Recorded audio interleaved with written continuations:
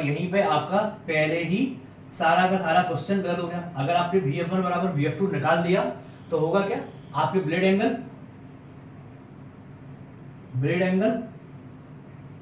गलत हो गए। ठीक है, फिर आपने जो पावर आउटपुट निकाला, पावर आउटपुट भी आपका गलत हो गया। फिर जो डायग्राम एफिशिएंसी आई आपकी,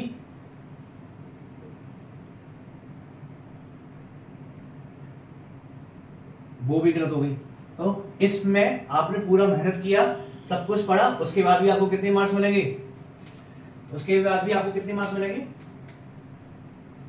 0/20। उसके बाद भी आपको कितने मार्क्स मिलेंगे, 0/20, अगर आपने ऐसे सॉल्व किया तो। ठीक है, तो अगर आपने ऐसे सॉल्व किया तो आपको 0/20 मार्क्स मिलेंगे। VF1 बराबर VF2 नहीं लेना है अनटिल एंड अनलेस आपको स्पेसिफाई नहीं किया हुआ है। और अगर आपको स्पेसिफाई नहीं किया हुआ है तो आपको VR1 = VR2 लेना है। और अगर कोफिशिएंट दिया हुआ है तो इनके बीच का कोफिशिएंट दिए गए और हम VR1 और VR2 में एक रिलेशन निकालेंगे। ठीक है, तो ये तो हमने बता दिया मेड इजी में क्या गलत किया हुआ था। अब हम आते हैं जिससे हम क्वेश्चन को सॉल्व करना है। हेलो दोस्तों, आज हम आए एक ऐसे क्वेश्चन के साथ में जिसका आंसर मेड इजी ने गलत दिया हुआ है और आप लोगों को बहुत ज्यादा कंफ्यूज किया हुआ है। एक्चुअली में ऐसे क्वेश्चन से ना आपके कॉन्सेप्ट गलत हो जाते हैं। अगर आप सपोज एक ही क्वेश्चन सॉल्व करते हैं और वही क्वेश्चन का कॉन्सेप्ट गलत होता है तो आपके सारे के सारे क्वेश्चंस का कॉन्सेप्ट गलत हो जाएगा और आप एग्जाम में मार्क्स को ऐसे ही खो बैठेंगे। ठीक है, क्वेश्चन में हम मेड जी ने क्या गलती की हुई है उसका एनालिसिस करेंगे और हमें एक्चुअल में सही कैसे करना है उसका एनालिसिस करेंगे और हम इस क्वेश्चन को कैसे सॉल्व करना है और कैसे मैक्सिमम मार्क्स हमें इसमें लेने हैं उसके बारे में भी हम डिस्कस करेंगे। ठीक है, तो चलिए हम इस क्वेश्चन को देखते हैं, इस क्वेश्चन को पढ़ते हैं और इस क्वेश्चन में कैसे सॉल्व करना है हम उसकी एक स्ट्रेटजी बनाते हैं सबसे पहले। ठीक है, तो इस क्वेश्चन में क्या दिया हुआ है, एक डी लेवल टरबाइन है, main blade speed 180 metre per second. ठीक है, हमें मेन ब्लेड का स्पीड दिया हुआ है 180 metre per second. Nozzles are inclined at 17 degree, 17 degree पर नोजल्स इंक्लाइंड है। Mass flow rate is 3300 kg per hour and steam velocity is 550 metre per second. Axial exit condition है। Now we have to find out blade angle at inlet and outlet, power output निकालना है and diagram efficiency निकालना है। तो सबसे पहले हम इसका एक डायग्राम बनाते हैं। ठीक है,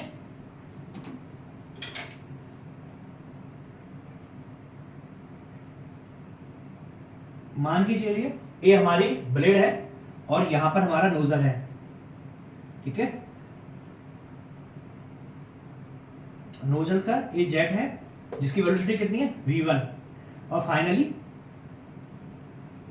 ब्लेड की स्पीड कितनी है U इक्वल टू कितना है 180 मीटर पर सेकंड। ठीक है, और यहां पर भी वेलोसिटी कितना हो जाएगा U। फाइनली जो रिलेटिव वेलोसिटी आएगी वो कितनी हो जाएगी VR1। क्लियर, ऐसे यहां पर होगा, यहां पर जो वेलोसिटी होगी वो कितनी होगी VR2 और वेलोसिटी कितनी है U। हमें क्या दिया हुआ है एक्सियल एक्सिट कंडीशन।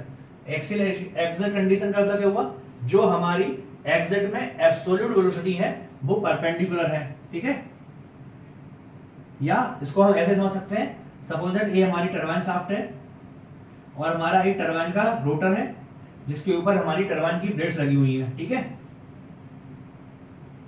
अब हमारा नोजल कितना है 17 डिग्री पर इंक्लाइन है, तो नोजल जो है वो 17 डिग्री पर इंक्लाइन हो गया।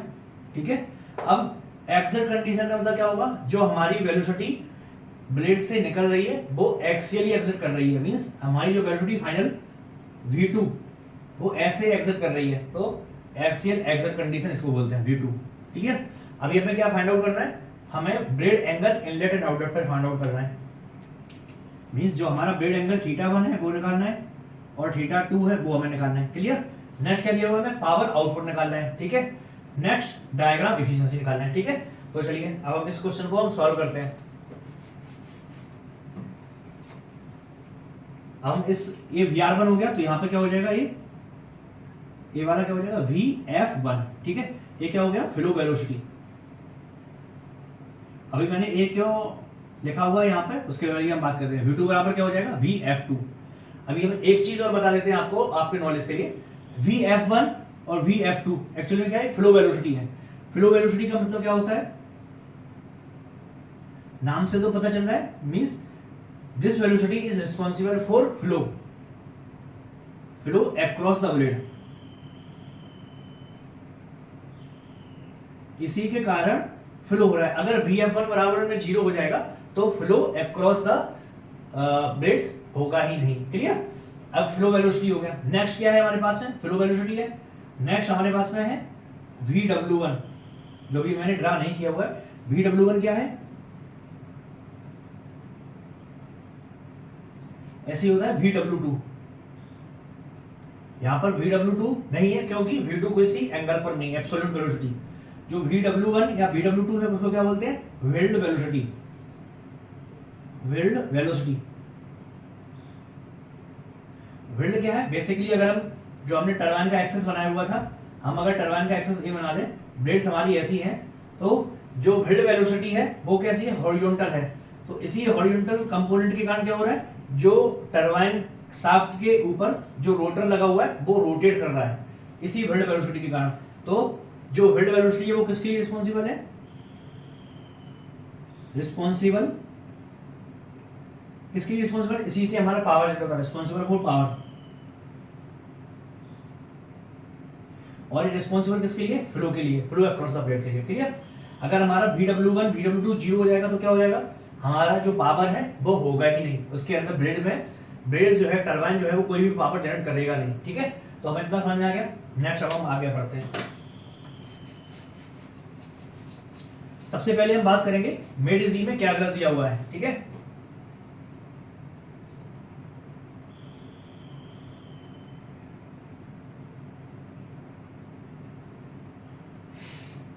मेडिजी में क्या दिया हुआ है?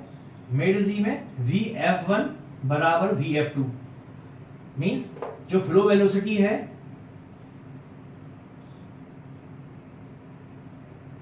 अक्रॉस ब्लेड वो क्या रहेगी? सेम रहेगी। Flow velocity across the blade same रहेगी। Vf1 बराबर Vf2 मींस V2। तो ऐसा हो सकता है क्या? It is possible. Yes, it is possible कि ऐसा हो, लेकिन ऐसा कब रिस्पॉन्सिबल हो सकता है? ऐसा कब पॉसिबल हो सकता है? जब हमारी ब्लेड सिमेट्रिकल हो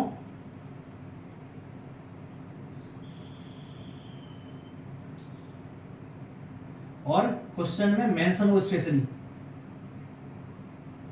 स्पेशली मेंशन किया जाए कि flow velocity across the blade same है। लेकिन ऐसा हमें मेंशन किया हुआ है क्या? Vf1 बराबर Vf2 क्वेश्चन में? नो, हमें ऐसा बिल्कुल भी मेंशन नहीं किया हुआ है। Vf1 बराबर Vf2 है।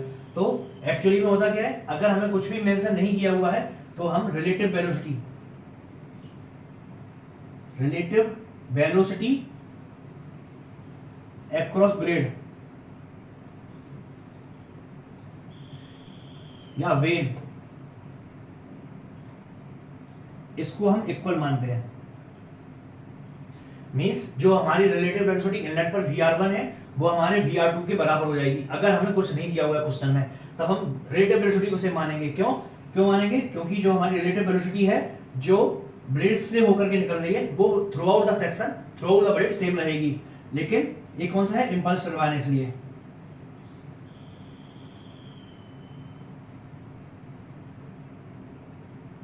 रिलेटिव वेलोसिटी कैसे रहेगी? सेम रहेगी। अब रिलेटिव वेलोसिटी सेम है तो क्या हो जाएगा? Vr1 equal to Vr2। Clear? अगर हमें क्वेश्चन में जब भी मेंशन करता है तो हमें रिलेटिव वेलोसिटी का ही टर्म्स में वेलोसिटी का कोफिशिएंट बताता है कि ब्लेड कोफिशिएंट हमारा इतना है, या फिर ब्लेड का जो फ्रिक्शन है, फ्रिक्शन के कारण लॉस इतना है। तो जो हमारा Vr1 Vr2 है उन्हीं का वेलोसिटी कम, या Vr1 का वेलोसिटी ज्यादा रहेगा, Vr2 का वेलोसिटी कम हो जाता है। ठीक है, अगर हमें एफिशिएंसी दी हुई है तो। ठीक है, तो ये क्या होगा? अगर हमें स्पेसिफाई किया हुआ रिलेटिव वेलोसिटी के लिए, अगर हमें स्पेसिफाई किया हुआ है फ्लो वेलोसिटी के लिए, then only we will take Vf1 बराबर Vf2, otherwise we have to go for relative velocity. और यहाँ पर क्वेश्चन में क्या दिया हुआ है? Vf1 equal to V2, Vf2। तो होगा क्या इससे हमारा? अगर हम Vf1 बराबर Vf2 निकाल देंगे तो पूरा का पूरा क्वेश्चन हमारा गलत हो जाएगा। और यहीं पे आपका पहले ही सारा का सारा क्वेश्चन गलत हो गया। अगर आपने Vf1 बराबर Vf2 निकाल दिया तो होगा क्या? आपके ब्लेड एंगल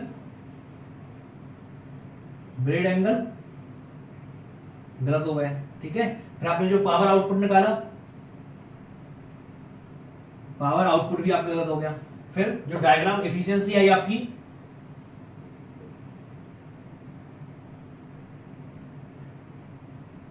वो भी गलत हो गई। तो इसमें आपने पूरा मेहनत किया, सब कुछ पढ़ा, उसके बाद भी आपको कितने मार्क्स मिलेंगे? उसके बाद भी आपको कितने मार्क्स मिलेंगे? 0/20। उसके बाद भी आपको कितने मार्क्स मिलेंगे? 0/20 अगर आपने ऐसे सॉल्व किया तो। ठीक है, तो अगर आपने ऐसे सॉल्व किया तो आपको 0/20 मार्क्स मिलेंगे। VF1 बराबर VF2 नहीं लेना है अनटिल एंड अनलेस आपको स्पेसिफाई नहीं किया हुआ है। और अगर आपको स्पेसिफाई नहीं किया हुआ है तो आपको VR1 = VR2 लेना है। और अगर कोफिशिएंट दिया हुआ है तो इनके बीच का कोफिशिएंट दिया गया और हम VR1 और VR2 में एक रिलेशन निकालेंगे। ठीक है, तो ये तो हमने बता दिया मेड इजी में क्या गलत किया हुआ था। अब हम आते हैं जिससे हम क्वेश्चन को सॉल्व करना है, हमें कैसे सॉल्व करना है क्वेश्चन को VR1 VR2 को लेकर के। ठीक है, चलिए हम आगे बढ़ते हैं।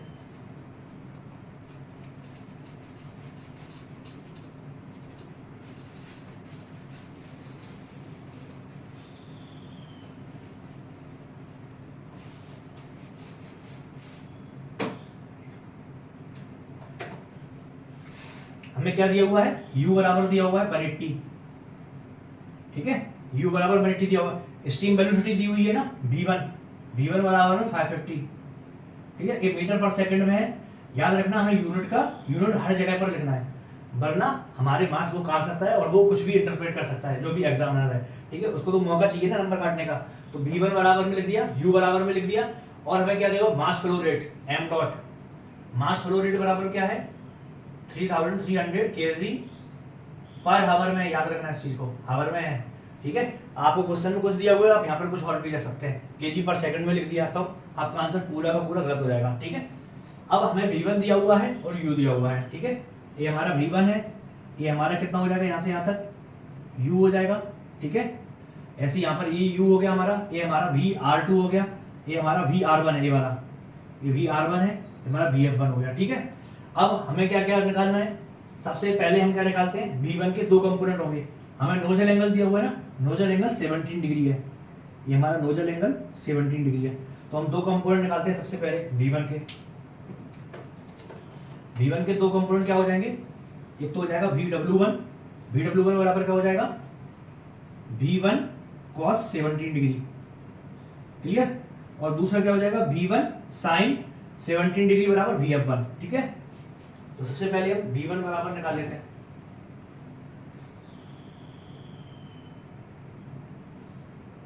V1 बराबर कितना? 550 इंटू cos 17 डिग्री। cos 17 हमारा आंसर कितना आ गया? 525.96। 525.96 क्या होगा? Metre per second. क्लियर? ये हमारा क्या होगा? VW1 हो गया। अब हम क्या निकाल देते हैं? VF1 बराबर क्या हो जाएगा? V1 sin 17 degree. V1 sin 17 degree, तो 550 इंटू साइन 17 डिग्री कितना आ गया हमारा? 160.8 डिग्री। 160.8 मीटर पर सेकंड होगा। ठीक है ना, वेलोसिटी मीटर पर सेकंड में। ठीक है, VW1 आ गया, VF1 आ गया। क्लियर? अभी हमें क्या पता है? अगर हमें कुछ नहीं दिया हुआ है तो हम फ्रिक्शन को क्या मान लेंगे? फ्रिक्शन लॉस को 0 मान लेंगे। तो हमारा क्या हो जाएगा? VR1 = VR2 हो जाएगा। तो सबसे पहले हमें क्या निकालना है? VR1 निकालना है। VR1 कैसे निकालेंगे? VR1 का स्क्वायर बराबर क्या हो जाएगा? VF1 का square plus VW1 minus U इसका स्क्वायर। ये U है, ये VW1 है। देखो यही हो जाएगा VR1 का स्क्वायर बराबर में। तो हम यहाँ वैल्यू रख देते हैं। VF1 की वेलोसिटी कितनी आई? 160.8 स्क्वायर प्लस VW1 की वैल्यू कितनी है? 525.96 माइनस U की वेलोसिटी कितनी है? 180 metre per second minus 180 square. ठीक है, तो हम इसका वैल्यू निकाल लेते हैं।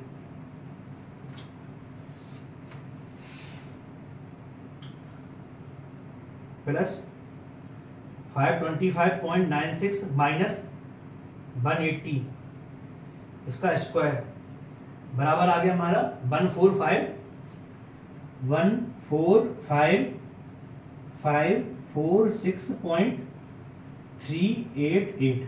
तो हमारा VR1 की वैल्यू कितनी आ जाएगी? √145,546 381.388, हमारी जो वैल्यू आ गई कितनी आ गई 381.505, 381.505 मीटर पर सेकंड, क्योंकि यहाँ पे VR1 स्क्वायर था ना, तो हमारी VR1 की वैल्यू आ गई। क्लियर? अब हम इन वैल्यू को हम कहीं लिख लेते हैं जिससे कि इनकी यूज हमें आखिरी में भी पड़ेगा। ठीक है, तो हमारे सबसे पहले VW1 बराबर 525.96, ठीक है, ये हो गया। BF1 की वैल्यू 160.8, क्लियर। नेक्स्ट हमें क्या दिया हुआ है VR1 की वैल्यू 381.505, क्लियर। हमने तीनों वेलोसिटी निकाल ली इससे। अब हम क्या निकालेंगे, VR1 बराबर में VR2 रखेंगे। क्यों? क्योंकि हमारा कोई भी हमने लिखना पड़ेगा नो फ्रिक्शन लॉस, ठीक है। तो VR1 बराबर में VR2 बराबर में कितना हो जाएगा 381.505, 381.505, क्लियर। अब हमें क्या दिया हुआ है U बराबर में कितना दिया हुआ है 180 मीटर पर सेकंड, ठीक है। U बराबर में 180 मीटर पर सेकंड, ठीक है। तो अब हमें क्या निकालना है, V2 हम निकाल देंगे, ठीक है। सबसे पहले हमें ब्लेड एंगल निकालना है, तो हम ब्लेड एंगल निकालते हैं। ब्लेड एंगल, अब ब्लेड एंगल कौन सा चाहिए हमें, θ1 और θ2। तो यहां पर क्या हो जाएगा cos θ2, cos θ2 बराबर क्या हो जाएगा U अपॉन VR2। U की वैल्यू कितनी है 180, VR2 की वैल्यू 381.505, θ2 बराबर कितना आ जाएगा हमारा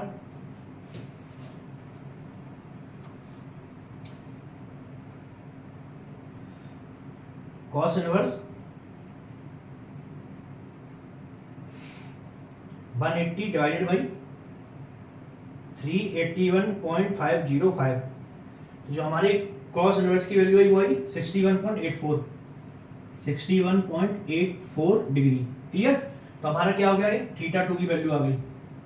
अब हमें क्या निकालना है θ1 निकालना है, ठीक है। तो क्या हो जाएगा हमारा यहाँ पे, हमें VR1 की वैल्यू भी पता है, VF1 की वैल्यू भी पता है और इतनी भी वैल्यू पता है। तो हम लिख लेते हैं यहाँ पे sin θ1 बराबर में क्या हो जाएगा VF1 अपॉन VR1, ठीक है। VF1 की वैल्यू कितनी आई हमारी 160.8 और VR1 की वैल्यू कितनी आई 381.505। तो हम θ2 की वैल्यू θ1 की वैल्यू आ जाएगी हमारे पास में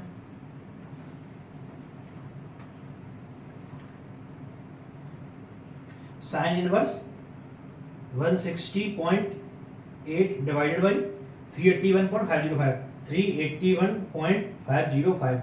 तो हमारा जो आंसर आ गया वो आ गया 24.93 क्या हो गया डिग्री। ये भी आंसर कितने में आ गया, डिग्री में आ गया। जो भी आंसर आपके आते जाए उनको आपको एक बॉक्स में लिखते चले जाना है, ठीक है। तो इसको भी बॉक्स में लिख लिया और इसको भी हमने बॉक्स में लिख लिया, क्लियर। तो हमारे पास में सबसे पहला वाला क्वेश्चन जो है इनलेट वेलोसिटी और outlet blade angle, inlet blade angle आ गया हमारे पास में, आउटलेट ब्लेड एंगल आ गया, क्लियर। अब नेक्स्ट क्वेश्चन पर आते हैं।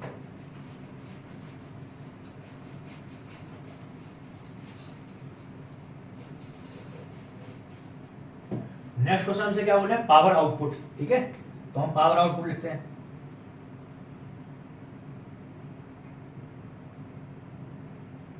अब पावर आउटपुट बराबर क्या होता है, हमने क्या बताया था, दो वेलोसिटी होती है, एक VF1 होता है, एक VW1 होता है। VF किसके लिए, फ्लो के लिए, और VW पावर के लिए। तो क्या हो जाएगा मास flow rate into VW1 plus VW2 into में U क्या है, ब्लेड स्पीड है, क्लियर।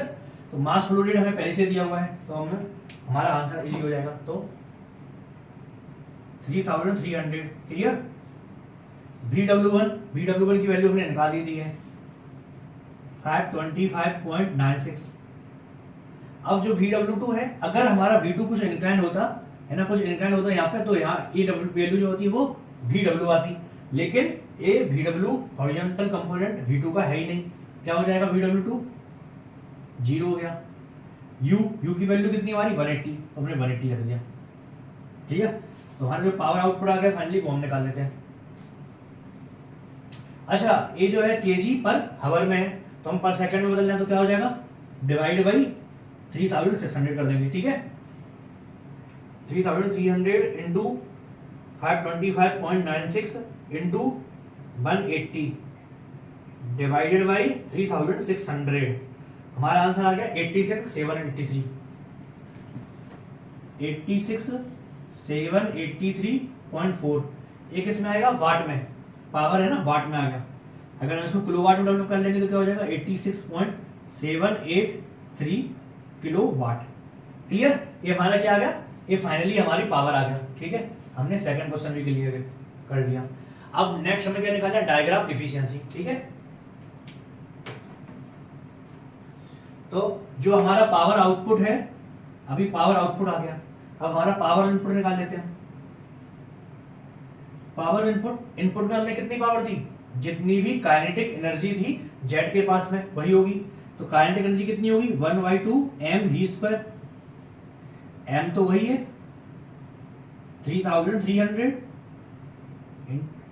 अब एक किलोग्राम पर हावर में, इसलिए 3600 का डिवाइड कर देंगे इनटू v2 का स्क्वायर। v का स्क्वायर वेलोसिटी कितनी है हमारी, वेलोसिटी 550 है ना, v1 बराबर में है ना, तो 550 का स्क्वायर, तो हम निकाल देंगे फाइनली वैल्यू क्या आएगी हमारी 3300 into 550 divide by 2 divide by 3600, हमारा आंसर आ गया 138.645 किलोवाट।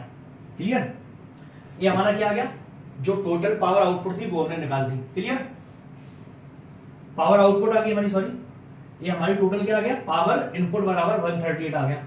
अब हमें क्या निकालना है, डायग्राम एफिशिएंसी। ठीक है, ओहो एक क्वेश्चन मिल गया, चलो यहां पर ले लेते हैं। जो हमारा पावर आउटपुट आया वो कितना आया,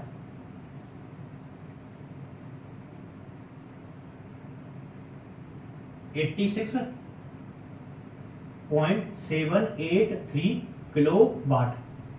क्लियर, ये हमारा पावर आउटपुट आ गया, ये हमारा पावर इनपुट आ गया। अब हमें क्या निकालना है, डायग्राम एफिशिएंसी। क्लियर, तो हम डायग्राम एफिशिएंसी के लिए क्या करेंगे, हमेशा एफिशिएंसी के लिए एक ही फॉर्मूला होता है। क्या होता है, आउटपुट में जो भी हमें पावर मिली है या आउटपुट जो भी मिला है अपॉन इनपुट, तो वही हो जाएगा हमारा आउटपुट अपॉन इनपुट। अब आउटपुट में हमें पावर कितनी मिली है 86.783, और इनपुट में हमने कितनी पावर दी है 138.645। तो हमारी फाइनल एफिशिएंसी कितनी आ जाएगी,